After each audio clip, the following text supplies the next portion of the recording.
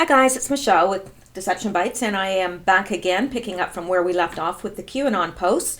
Now I do have a couple from the 21st to go over, and then I'm going to take us up till the end of February 22nd. And I did see that Q is posting again this evening, so I will do another video, hopefully, to address those posts tonight. I do want to say just a couple of housekeeping items, that if you want to be subscribed to this channel, make sure you are still subscribed, because they are unsubscribing people, not just to me, but to many conservative voices, and especially those that are talking about QAnon. The people that are talking about the school shooting, they're just straight up being banned. So if you do want to watch my videos and you do want to be notified, you may have to just go to my channel to look for the newest videos. It's frustrating. I'm having to do that too with the people that I listen to. So I guess there's nothing else we can do about it. But I'm also noticing that my views have gone way, way, way down. So I think that that's because my videos are not being put in the suggested videos, just because it's a shadow banning type thing going on, and not just with me, but with everyone. So anyway, let's get started. Now, Q posted this flag, and the last video we left off with this one, AG Sessions, U.S. Cyber Task Force, and we covered that, so I'm not going to cover it again. We'll go on to this one. This is the second time that Q has posted the American flag. I don't think that there's any code or anything there, although somebody did say that there was a picture of a lion or something in here. I don't know. I don't know. I don't think it's any code. I think it's just an American flag, and he puts a 2 here to show that this is the second flag that's been posted by Q, and underneath is the definition of patriot. Patriot, a person who loves, supports, and defends his or her country and its interests with devotion. 2, a person who regards himself or herself as a defender, especially of individual rights, against presumed interference by the federal government. Traitor, definition of traitor, a person who betrays another, a cause, or any trust. 2, a person who commits treason by betraying his or her country. Q. So that is pretty straight up. He's giving us the definition of patriot, and he's giving us the definition of traitor, and he's posting the American flag. So let's move on. Now, this is the next thing that Q posted, and it's really not meant for us, but I'm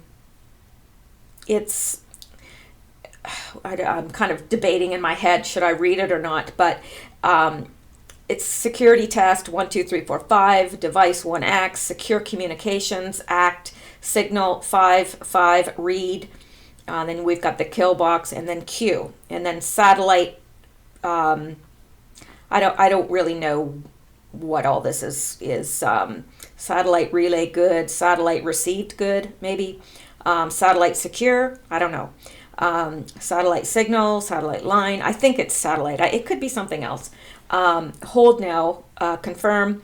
Now, these are all signals. They're not to us, but we'll see further on here what they mean, sort of. So they're given to somebody, and we know that Q communicates not just with us through this means, but he communicates with other operatives, white hats, and black hats, through this means. So this isn't meant for us, although Q will use it to confirm something in a moment. And then the next one, Delta 6, confirm, communications good, I believe that's what that means, operational, Q. And Delta, I don't know, Delta could be, we've seen Q sign his name Q, Delta. Delta, I've heard, also is referring to Guantanamo Bay, so I don't know. Personally, I think probably Delta is an operative in the field here that he's communicating with, but I could be wrong. Now, the next one is very, very interesting, and I have my own information to add just because of where I've been in my life.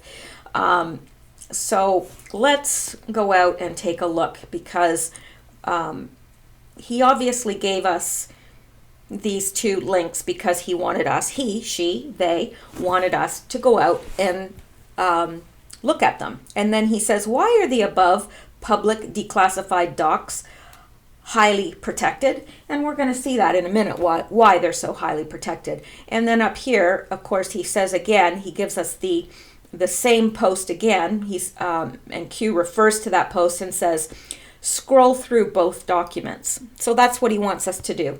Now, I have not read in completion these two documents, and I really would like to, because there's a lot of information here, a lot of information, and perhaps do a video on each of these two documents. But at this point right now, and I'm so close to the end of school and finishing my master's, that I just don't have the time to be putting that much energy into this at this point. But in a few weeks, that'll change. So let's go out and take a look. And I'm going to add some things to this. Okay. So JFK Assassination System Identification Form, Agency Information. This is the agency is CIA.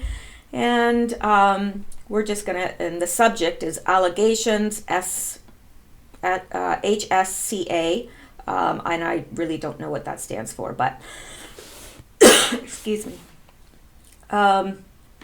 Now, this is the interesting part right down here. Well, there's lots of interesting parts, but this is a letter to this Mr. Fontroy, and it's the CIA is actually sending this letter to him because apparently he's requested something. And he says, thank you for your letter of 18th May 1977 relating to the journalists covering the work of the House Select Committee on Assassinations. I endorse your conviction that a free press is essential to a free and democratic society. In keeping with that, let me reassure you that no U.S. journalist is employed by the Central Intelligence Agency. You suggest that I should contact the editors of journalists covering your committee who may have been associated with this agency in the past. My predecessors have established a policy of not disclosing the names of persons who have cooperated with us. I am enclosing a copy of the agency statement on the subject. I support that policy and will adhere to it. If any journalists on the list you refer to had previous relationships with this agency, to notify their editors would be a violation of this policy. I hope you will understand our position on this matter. Yours sincerely, Stanfield Turner. Now, and here's a statement from the CIA, 11th of February, 1976. Over the years, the CIA has had relationship with individuals in many walks of American life. These relationships many of a voluntary and unpaid nature, have reflected the desire of Americans to help their country. Such relationships have been conducted by the agency with the clear intent of furthering its foreign intelligence mission and have not been aimed at influencing or improperly acting on any American institution. Genuine concern has recently been expressed about CIA relations with newsmen and churchmen. And that's where my experience would come in, under churchmen. The agency does not believe that there has been any impropriety on its part in the limited use made of persons connected in some way with American media, church, and missionary organizations. Nonetheless, CIA recognizes the special status afforded these institutions under our Constitution, and in order to avoid any appearance of improper use by the agency, the DCI has decided on a revised policy to govern agency relations with these groups. Effective immediately, CIA will not enter into any paid or contractual relationship with any full-time or part-time news correspondent accredited by the U.S. News Service, newspaper, periodical, radio, or television network or station. As soon as feasible, the agency will bring existing relationships with individuals in these groups into conformity with this new policy. CIA has no secret paid or contractual relationship with any American clergyman or missionary. Wrong, wrong, wrong. This practice will be continued as a matter of policy. CIA recognizes that members of these groups may wish to provide information to the CIA on matters of foreign intelligence of interest to the U.S. government. The CIA will continue to welcome information volunteered by such individuals. It is the agency policy not to divulge the names of cooperating Americans. Well, let me give you the names of some of them, because I know the names of some of them. You know why? Because I work for them. Yeah.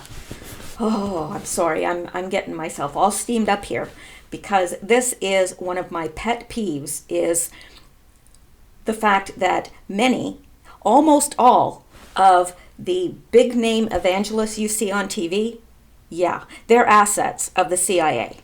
Yes, they are. Oh my gosh. I worked for Jimmy Swaggart for 3 years. I did all of their media. I did their whole, all the media presence, and they really had not much infrastructure when I arrived there.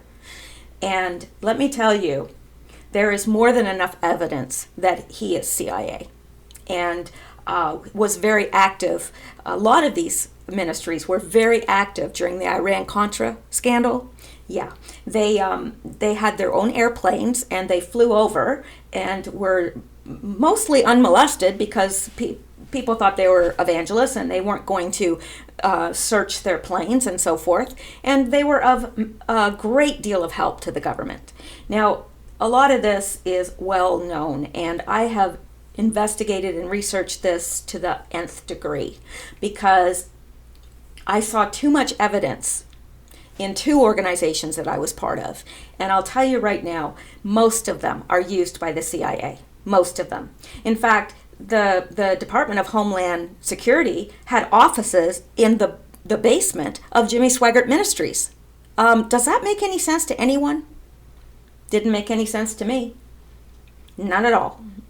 And also on their board was a CIA operative, known CIA operative, Barbara Studley, and she was very influential in the Iran-Contra, that whole thing. I mean, she's a known operative. So, and now, of course, they have moved her to being in charge of the Canadian side of the Jimmy Swaggart Ministries. So, yeah, there you go.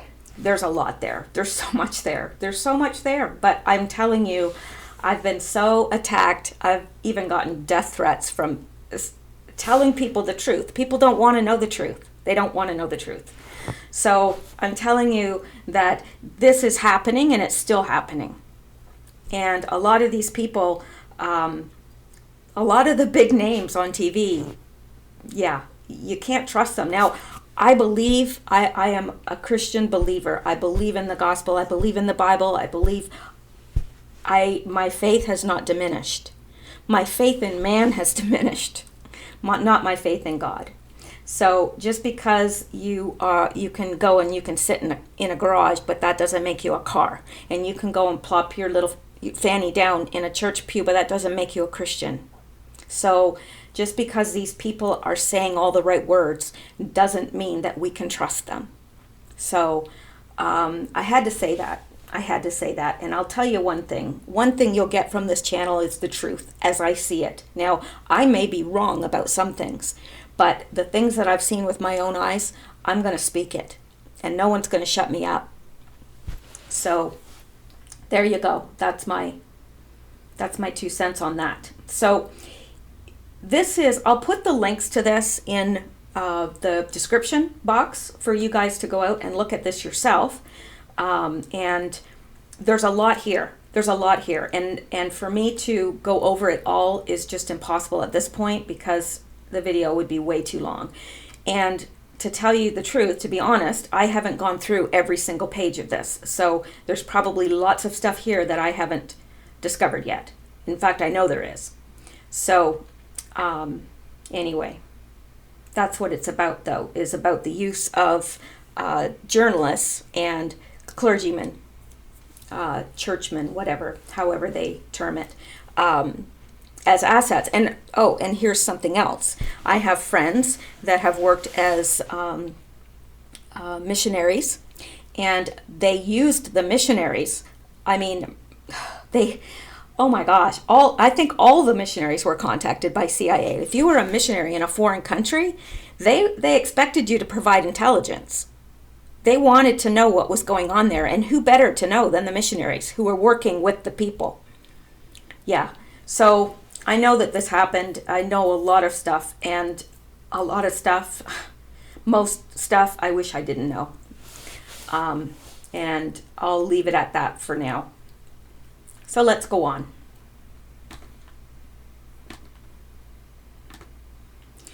Okay, now that was the first document, so let's look at the second document.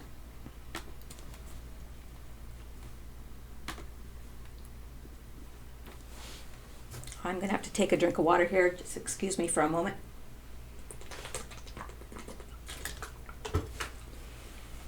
Boy, I could even hear that chugging. Oh, it's good stuff. Okay.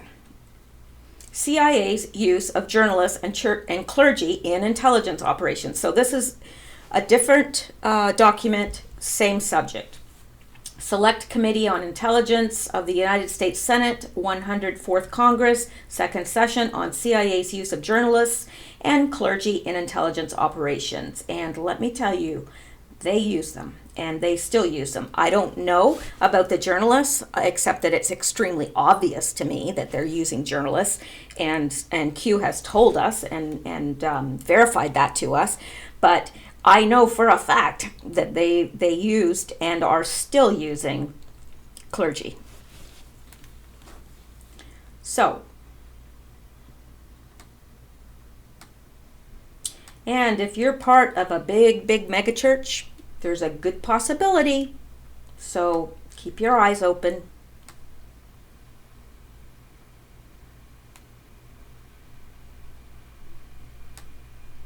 Seems to be a lot of blank pages in this. Hang on, there we go. You guys are so patient. And thank you for all the kind comments people leave. That is just so nice. It just warms the cockles of my heart. The deep, dark bowels of my heart. It really does. Wait, I saw Zuckerberg there. Oh, Zuckerman. Okay. Okay. Where do we go here? This is a massive document. It's 50 pages, so that's why it's hard to... So, and again, I haven't gone through all 50 pages of this. Not even close, and I'm not even going to lie to you and say I did.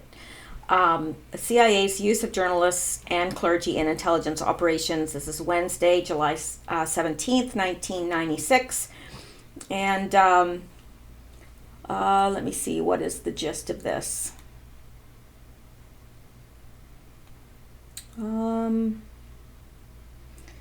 now proceed with the hearing on what public policy ought to be with respect to the issue of the use of journalists or clergy or Peace Corps representatives by the CIA.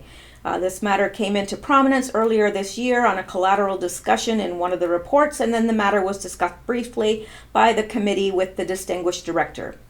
There has been quite a concern expressed by a number of people in the news media. The House of Representatives have since taken a vote on the subject as to the prohibition of the use of journalists and others by the CIA. It is a matter which the committee thinks requires some analysis in the determination of public policy, perhaps by the Congress, or at least a consideration of that. Now, no matter what they say, this wasn't stopped. So I wish that I could comment intelligently about this and say that I've read it all, and I haven't. But again, I'm going to leave the link to it in the description box so that you are able to go out and read it for yourself.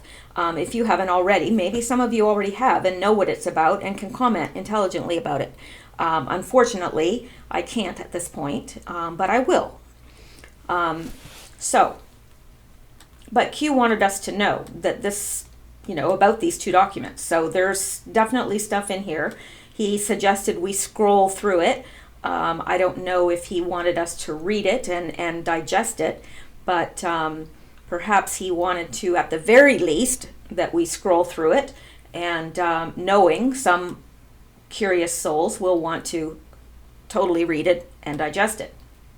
And I would be one of those curious souls because, well, my curiosity is probably not a good thing. It's gotten me in a lot of trouble. Here's a statement from Ted Koppel. Anyway. You should no doubt expect I am unaltered categorically opposed to the notion of the CIA having the legal option of using journalism as a cover for its officers or agents. Having said that, there are circumstances under which the agency has, under what it perceives to be the greater national interest, broken American laws in the past, and I have no doubt that it'll continue under such circumstances to do so in the future. And of course it has, right? We know that. So I'm going to move on from these. I'm going to leave the links to them, though, for you to, check out for yourself. So here we go. Let's go on to the next one. And of course, he says this again. He tells us to scroll through both documents. We have scrolled through, but like I said, there's a lot more there. And hopefully I will revisit this in a few weeks. Now, this is interesting. I didn't at first understand what was going on with this post, but I think I do now.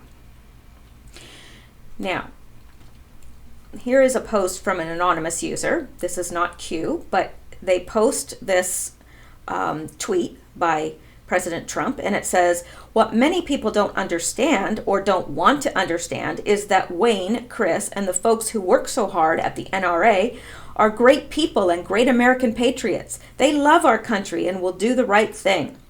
And then notice that there's all these spaces here in this, and then he says, "Make America great again." Now, down here,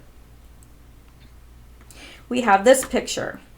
And let me make this bigger because this is an important one to see. Okay.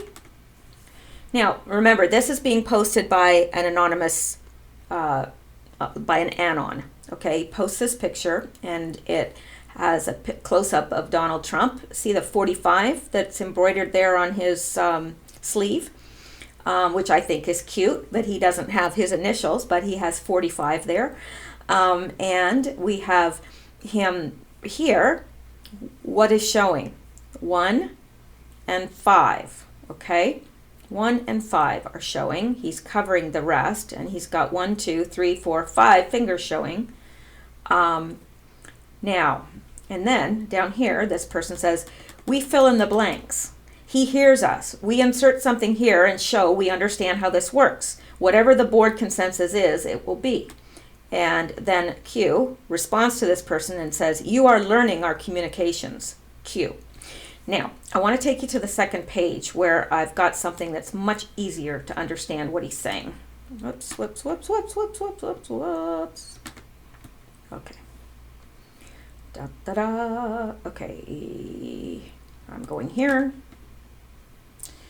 And I'm going up here. Okay.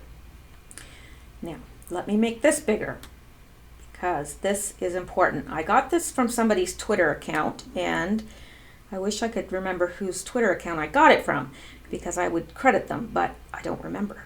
And it's awesome. So, here's Donald Trump's tweet right here. Right here, and they have marked it in yellow, the spaces.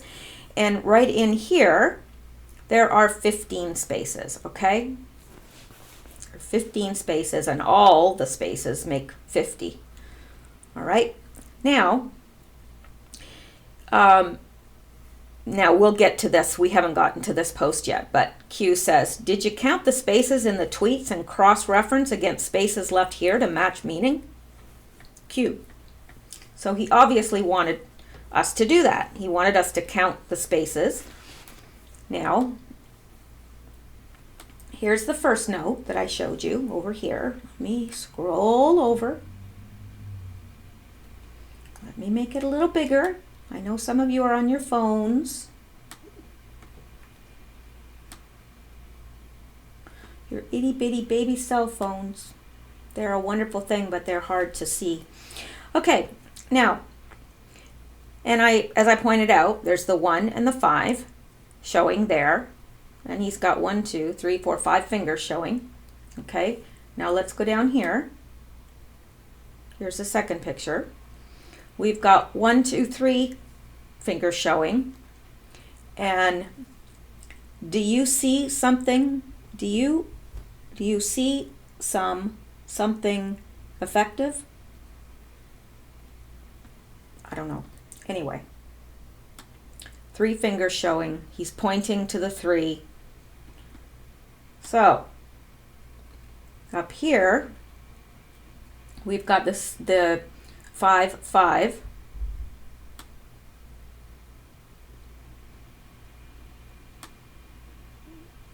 He's showing notes 1 and 5 that correspond to the number of spaces on the line Make America Great. Now, I would never have gotten that. I'm just saying. I don't know who got that, but they're brilliant because I would not have gotten that. I'm just saying the truth. I would not have. In a million years, I would not have got that. But somebody's clever and figured it out. So, yeah, there's 15 spaces here. 1, 5.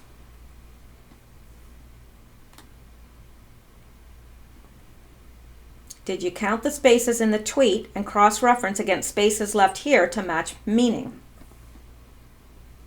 So I really think that that's what he's doing here. He's showing notes 1 and 5 that correspond to the number of spaces on the line Make America Great. Pretty darn smart. Don't tell me that Donald Trump isn't brilliant. Because he is. Like, seriously. And then down here, I hear you.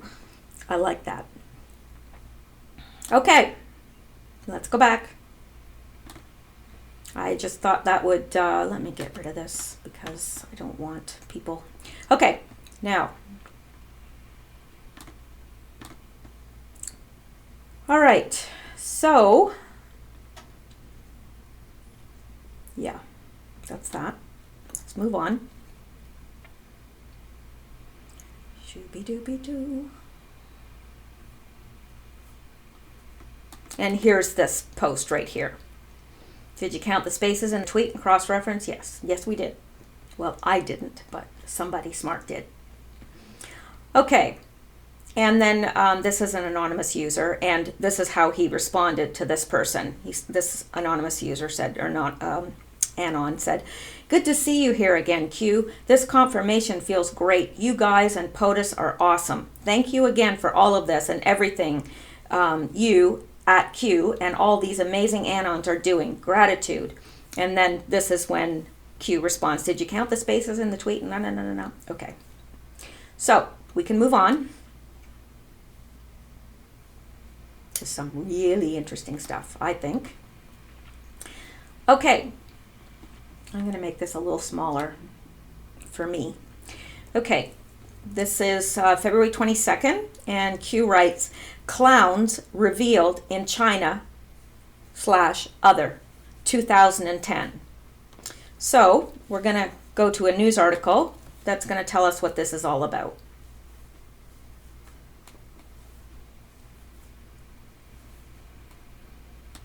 I'm into photography, and whoever took this picture is absolutely brilliant. I love it. Anyway, that's not why you're here, is it? Probably not. Okay, Washington. The Chinese government systematically dismantled CIA spying operations in the country starting in 2010. So we know that this is what Q is talking about because we've got the 2010 marker there to let us know.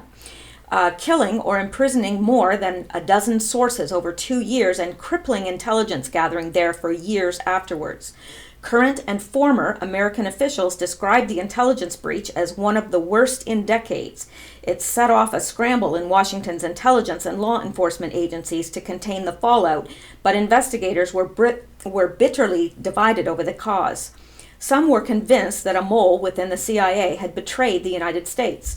Others believed that the Chinese had hacked the covert system the CIA used to communicate with its foreign sources. Years later, that debate remains unresolved.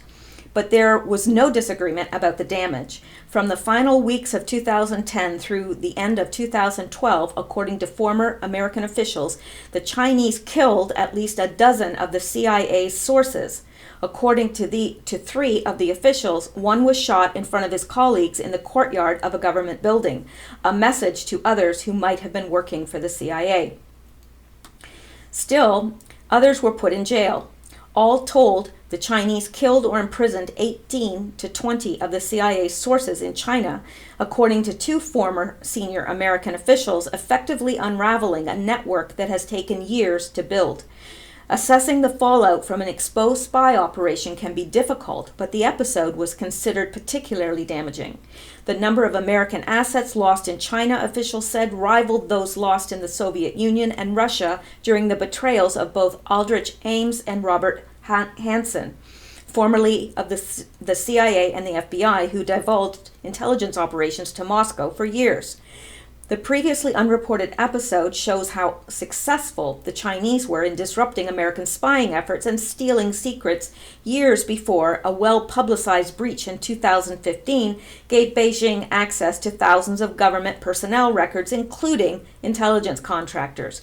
The CIA considers spying in China one of its top priorities, but the country's extensive security apparatus makes it exceptionally hard for Western spy services to develop sources there. At the time when the CIA is trying to figure out how some of its most sensitive documents were leaked onto the internet 2 months ago by WikiLeaks, and the FBI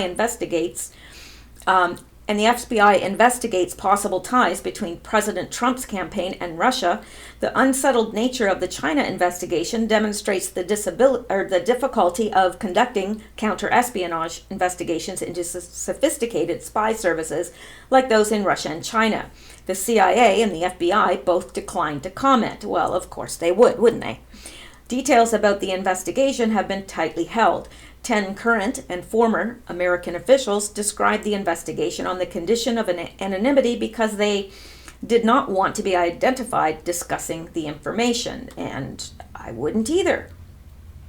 The first signs of trouble emerged in 2010. At the time, the quality of the CIA's information about the inner workings of the Chinese government was the best it had been for years, a result of recruiting sources deep inside the bureaucracy in Beijing.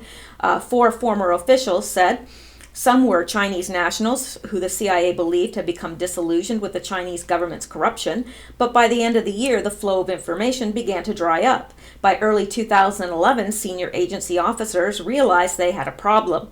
Assets in China, one of their most precious resources, were disappearing. The FBI and the CIA opened a joint investigation run by top counterintelligence officials at both agencies. Working out of a secret office in Northern Virginia, they began analyzing every operation being run in Beijing. One former senior American official said the investigation had been codenamed Honey Badger, which reminds me of a YouTube video, but now is not the time. Now, where was I? I lost my place. Okay. As more and more sources vanished, the operation took on increased urgency. Nearly every employee at the American embassy was scrutinized, no matter how high-ranking. Some investigators believed the Chinese had cracked the encrypted method that the CIA used to communicate with its assets. Others suspected a traitor in the CIA, a theory that agency officials were at first reluctant to embrace, and that some in both agencies still do not believe. Their debates were punctuated with macabre phone calls, "We lost another one," and urgent questions from the Obama administration wondering why intelligence about the Chinese had slowed. Maybe you should ask Hillary. Oh, just a suggestion. Okay. The mole hunt evidently zeroed in on former agency operative who had worked in the CIA's division overseeing China, believing he was most likely responsible for the crippling disclosures. But efforts to gather enough evidence to arrest him failed, and he is now living in another Asian country, current and former officials said. There was good reason to suspect another insider, some former officials say. Around that time, Chinese spies comprised National Security Agency surveillance in Taiwan, an island Beijing claims as part of China by infiltrating Taiwanese intelligence. An American partner, according to two former officials and the CIA, had discovered Chinese operatives in the agency's hiring pipeline, according to officials. Not sure if it's necessary to read all this. We get the gist, okay? They were all being murdered. Why? Where was this leak? Where were they getting this intelligence from? Well, we're going to find out. Now, so he points to this fact, and then he says 187. Yeah, they were murdered. They were all murdered. The CIA assets in China were murdered. Sold intel? Well, yeah, that's why they were murdered. Because Hillary sold the special access programs to overseas donors. SAPs are highly, and that's special access programs, are highly classified programs, and mere possession of them without authorization is treason. So what did Hillary do? She sold these special access programs so that they had access, they could get in and get this information, okay? And then in payment of that, they would donate to the Clinton Foundation. That's a pretty good thing she had going, isn't it? Pretty good for the Chinese anyway, and pretty good for her and her hubby and her daughter. Not so good for America. Hillary Rodham Clinton open source server? Yeah, that's how she sold the intel. She put it on a non-secure server. Like, hello? That's like leaving your door open. That's like you going off to work and leaving your front door open. That's exactly what it is. And anybody that wants in, come on in. Yeah, she put it on a non-secure server. And then the recipient would make payment to the Clinton Foundation. And missing emails and CrowdStrike. Well, that's where this comes in. Let's go out here, take a look at this.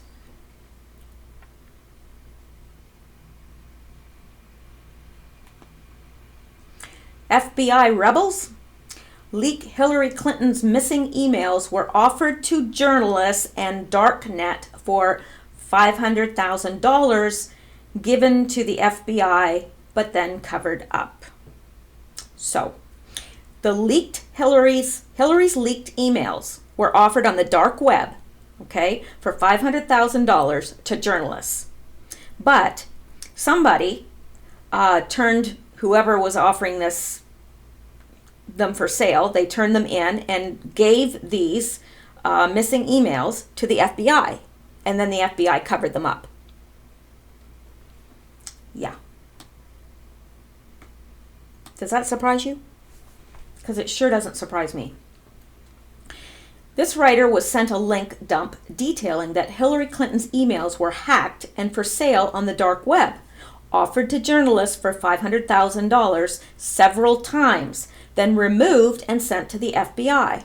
The source also expanded on the accusation that Russia hacked the U.S. election, calling into question the veracity of cybersecurity firm CrowdStrike's accuracy and whether it's Ukraine that interfered with the U.S. election. Of course it's not. In an amazing revelation, a source has revealed and detailed several key pieces of evidence of the Clinton email investigation. Clinton's server was indeed hacked in 2013 and beyond during her tenure as Secretary of State. This not only contradicts FBI Director James Comey's statement stating there was no direct evidence that her home-brewed closet server was successfully hacked. showing a cover-up, but it also provides a basis that her server was so vulnerable that anyone with a bit of computer knowledge could have hacked it from inside their own basement, since remote desktop protocol and VNC, virtual network computing ports, were open according to the register. Clinton's server was very insecure. Oh, I wonder if you talk to it, if it would feel better, not be so insecure. Anyway, Clinton's server was very insecure. As has been said in the past by the media, its software wasn't even up to date, and this caused conflicts with the State Department server. This recklessness of not maintaining the server caused State Department employees to have to disable security features on the government's own server just for Clinton's server to communicate with it, which undoubtedly, in my mind, opened government property to an array of attacks. This is the tenacity of the cover-up, the source wrote, linking to their claims. The Associated Press admitted that a set of Clinton emails released by the State Department showed the government agency had to disable several security processes on their servers just to get it to accept email from Clinton's private email address. Another email revealed that Clinton's server was attacked 10 times and had to be shut down, Judicial Watch documents revealed. And here's a little email from Judith Cooper to Huma Abedin, January 9th, 2011. I had to shut down the server. Someone was trying to hack us, and while they did not get in, I didn't want to let them have the chance to. I will restart it in the morning. These are the people that were running our country. Makes you wonder, doesn't it? All it would require is just knowledge of how to connect to the server through RDP, or how to exploit software installed on the machine that's outdated, so any script kiddie could have connected to the server, downloaded any files, and left without a firewall or any security measure in place. No infamous media moniker Russian hackers that hacked the DNC needed, since Clinton's server was open to anyone in the entire world. It's the equivalent of leaving your front door wide open for robbers to come in and take whatever they want from your house and then leave.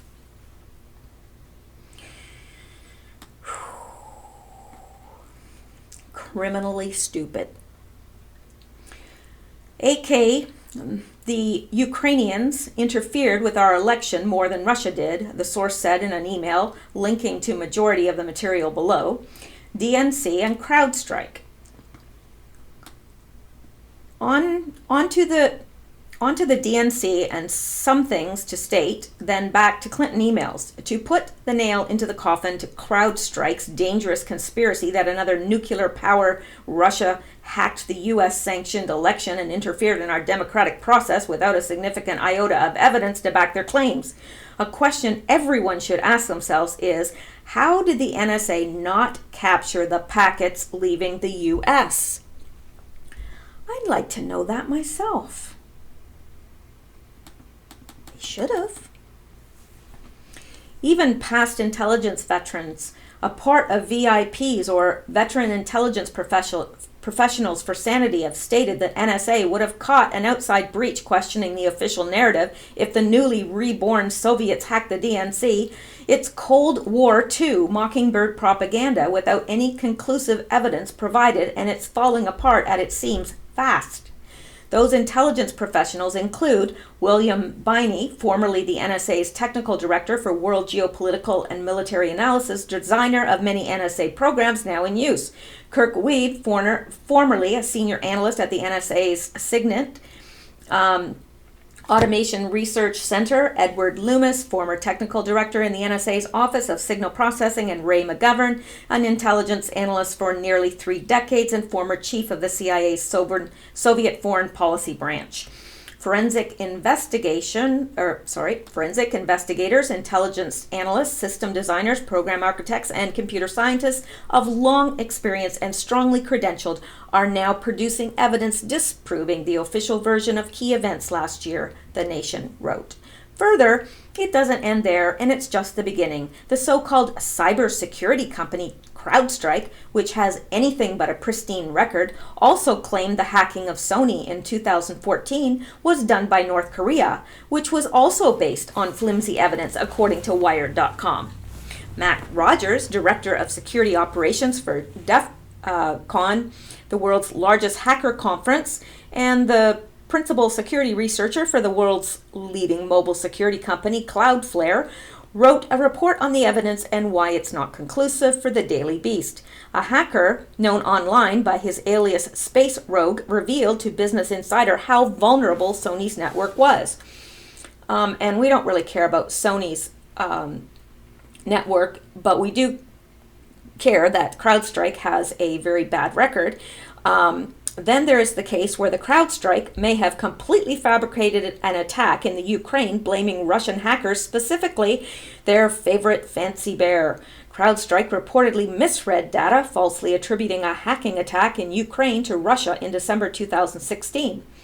Voice of America, a U.S. government-funded media outlet, reported that CrowdStrike report released in December stated that Russians hacked into a Ukrainian artillery phone application, resulting in heavy losses of howitzers in Ukraine's war with Russia-backed separatists. But the International Institute for Strategic Studies told VOA that CrowdStrike is erroneously using IISS data as proof of the intrusion. IISS disavowed any connection to the CrowdStrike report. So there's a lot of stuff here. But I'm not going to read all of this. Okay, we'll get back to here, the Clinton emails, because this is what's pertinent to us. Back to Clinton's emails. Her server was breached in 2013 through the darknet application proxy software Tor, or the Onion router. An IP exit node address showed according to the FBI. This time, it wasn't her account that was breached. It was a staffer of Bill Clinton.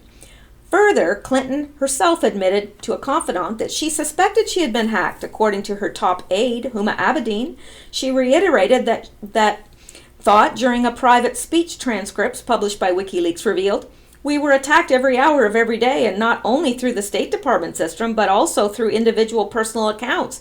Just really fishing for anything they could get," Clinton said in a private speech to employees of Deutsche Bank AG. Maybe you should have stopped keeping stuff in your basement. Further, where am I? Maybe that's why one of Clinton's aides told a Platte River Networks employee Clinton didn't need access to emails older than 60 days, so the retention policy should have been changed, according to an FBI report.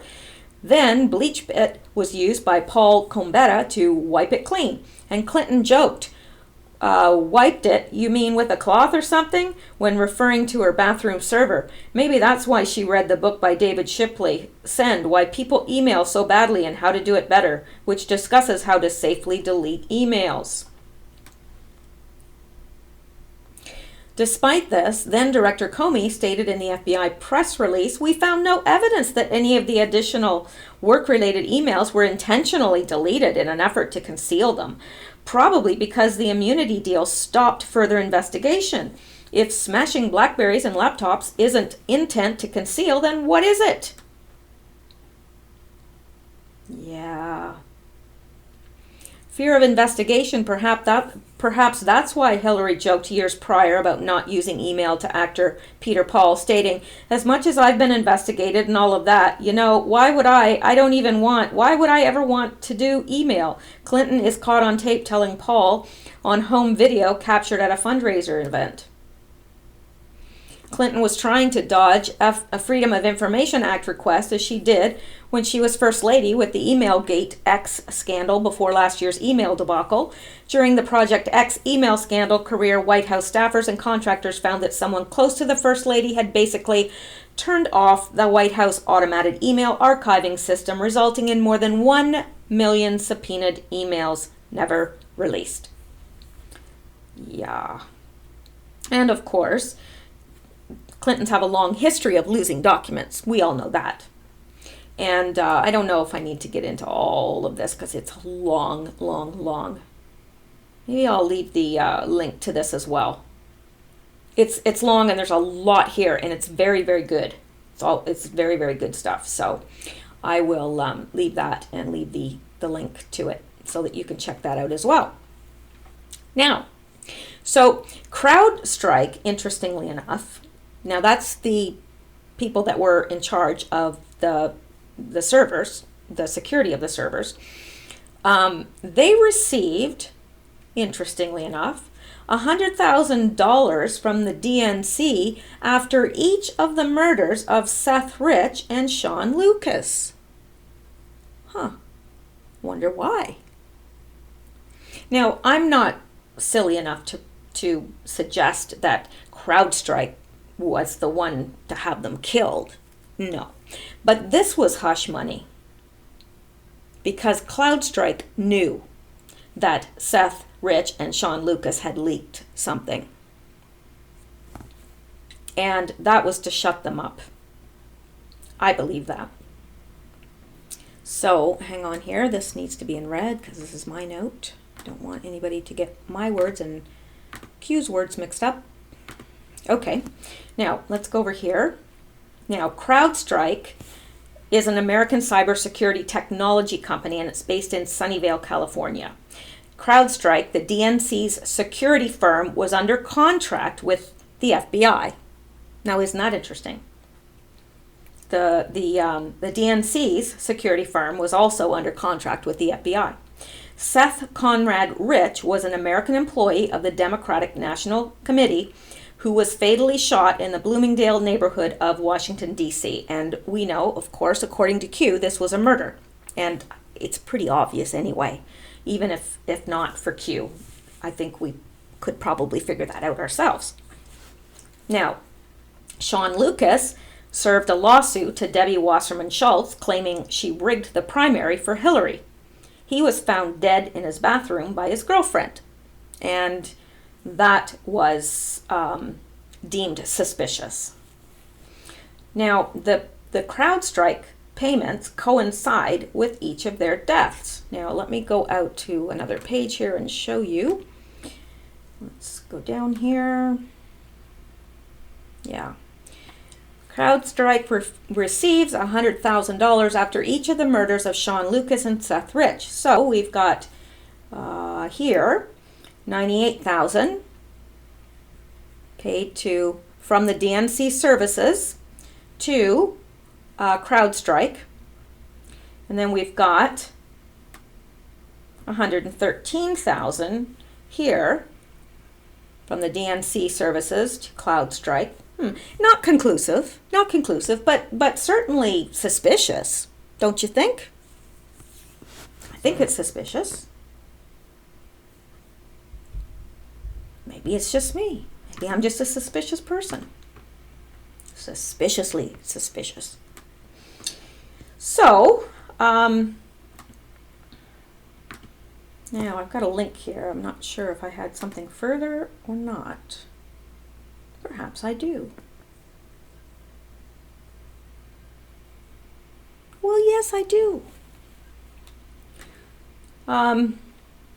So, a breaking report from America First Media Group appears to show that payments were made from the DNC to private cybersecurity firm CrowdStrike, which coincided with the dates of two mysterious deaths, the unsolved murder of Seth Rich and the sudden unexpected death of process server Sean Lucas.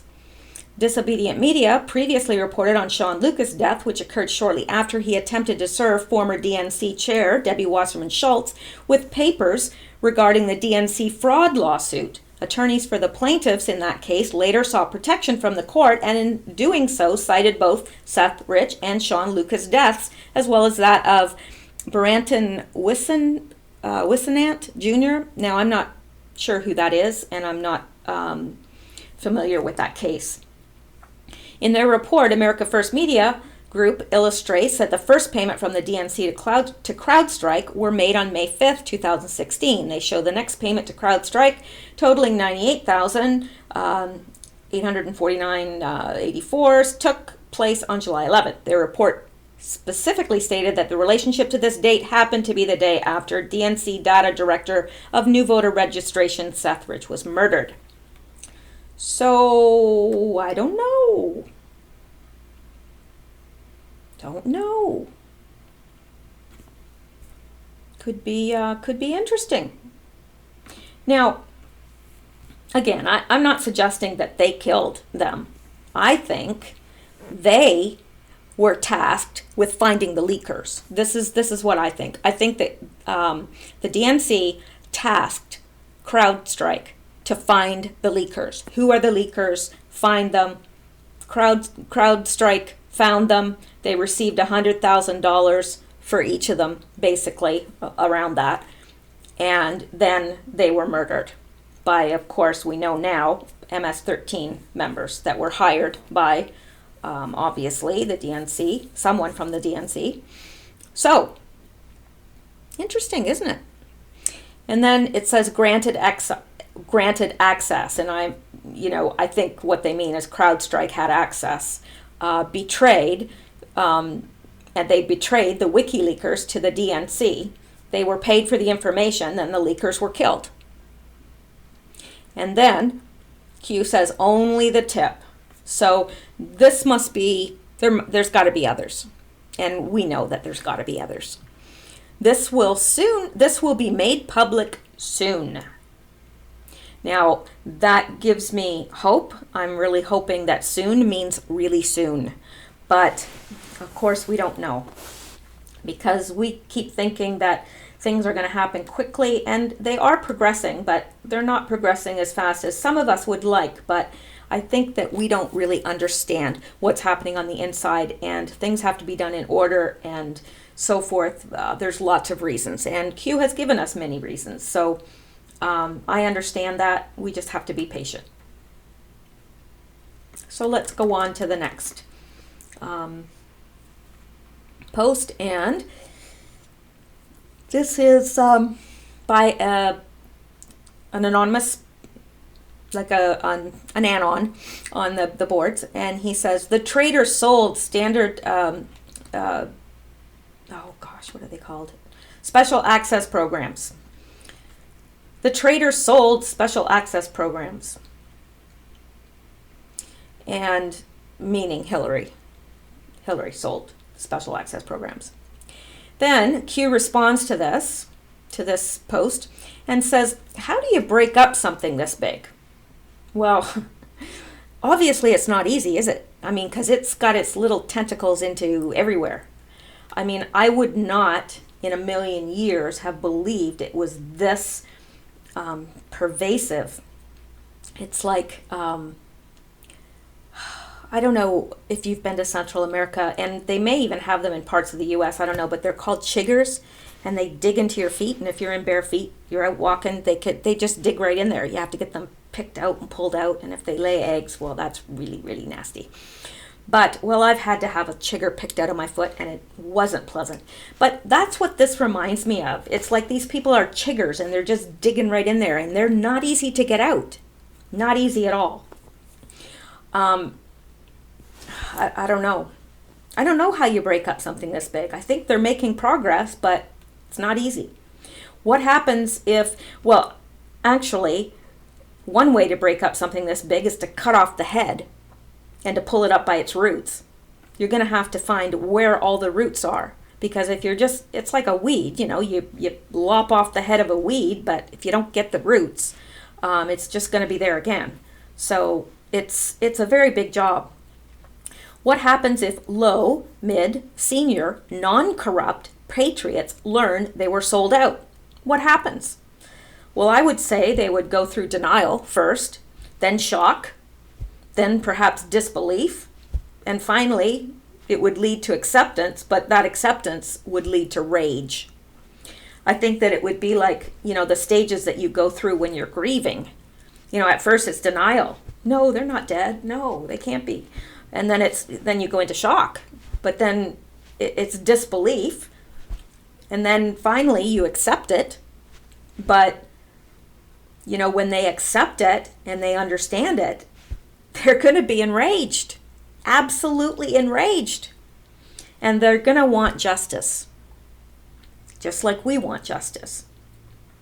I'm not one of these people that say, oh, we need to just, hang them so that they swing. No, I want justice. I want them to have access to justice in a court of law where all the evidence can be looked at and the proper decision made. That's what I want. I don't think that there should be vigilante justice and going out and lynching them. That doesn't serve anybody's purpose. So, anyway. Who is waiting with open arms with a plan to reorganize under a single entity with direct operating system by trusted patriots? Well, I would say that that's the government. I don't know. I mean, I would think that he's speaking about POTUS here. I can't see who else he's speaking about unless I'm just not seeing it. And who are trusted patriots who understand intel collection? Well, perhaps military intelligence. I mean, we can't rely on the CIA. It's obvious that the FBI is corrupted. The NSA, I would assume, is clean as far as I'm concerned. From what we've seen from Q, the NSA has been cleaned up, and military intelligence. So I would say either one of them.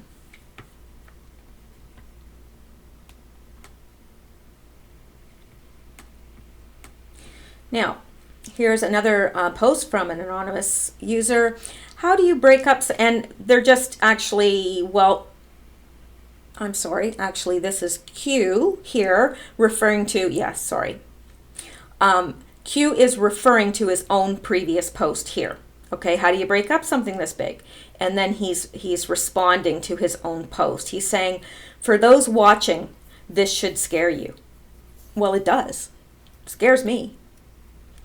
It's the power you depend on to survive. That's right. We depend on the government, and we depend on the government to have our best interests. That's why we elect them, right? To be a voice. They're supposed to be a voice of the people. Well, they're not being a voice of the people. And that's scary. Money is worthless without those in power serving you. Yeah, you're right. We can have all the money in the world, but if we have a corrupt government that can take our money or misuse our money or tax us excessively or any number of things, our money doesn't do us a bit of good. I mean, we have to believe that our government is there for the right reason and doing the right thing, and we don't have that, or we haven't had that. So White House, military, okay, money is worthless without those in power serving you. And then the example is the White House, the military, the patriots. Then he says, ready to play? Cute. Now, I think when he says ready to play, he's meaning, are you ready to do something about it? Like, it should scare you, right? And it does. We've seen the picture. It does scare us. Because the power that we've depended upon, it hasn't been there for us. It's been a corrupt power, and it's been self-serving. And we can tell that those in the government, like Pelosi and Maxine Waters, and many of them are there. They're self-serving. They've got great big houses, and do they care about the people that they're supposed to be serving? Of course not. I mean, did you hear Pelosi say, oh my gosh, like in response to the wall, she said, well, we haven't tried things like mowing the grass. Yeah, mowing the grass, because we know that illegal aliens don't like to step on mowed grass. Like, honestly, it makes me shake my head. I can't believe some of the things I'm seeing and hearing. But it's just when I think it can't get any worse, then something else comes out of one of their mouths, and I'm like, you've got to be kidding me. This is your solution? Cutting the grass? Okay. Yeah, I can see she earns her $200,000 a year, and all the little side benefits that she has, probably taking bribes and so forth, because she didn't get that big house by her salary. So Let's go on. The next one, they want you divided, and which is one of the reasons that they're pushing the anti-gun agenda through false flags. Not saying that the shooting was a false flag. Wink, wink, nudge, nudge. How can some be so blind? Because they refuse to see. They've got their eyes closed. They're living in a fantasy land. They're gullible. They believe what they're told by the mainstream media. And actually, this is Q saying this, not me. He says, help them wake up. And that's what we're trying to do. That's what I'm trying to do. That's what you're trying to do. It's what we're all trying to do. Some people aren't going to listen, though. Because, you know what? Sometimes the lie is too beautiful. You've got to love the truth. You've got to love the truth. And it's like the Matrix, you know. The reality was ugly. It was really ugly. The truth was beautiful. And yet, there were some that loved the truth more than they loved the lie. And you have to want the truth. You have to love the truth. Because I'll tell you, when you wake up, reality is really, really ugly. And I know that you all know that. I know I'm preaching to the choir here. So here, Q says, estimated 20 mm reached. Now, I would assume he means million, but I've never seen million as in mm. So maybe 20 million men. Now, men being both men and women, I don't know. I don't know what he's saying here. But I think he's the most obvious way I would interpret this is 20 million reached. But to tell you the truth, that's not that many in a country the size of the U.S. Question everything. Well, you bet I do. And you do too. I know you do, or you would not be listening to this. Keep talking. You really want me to keep talking?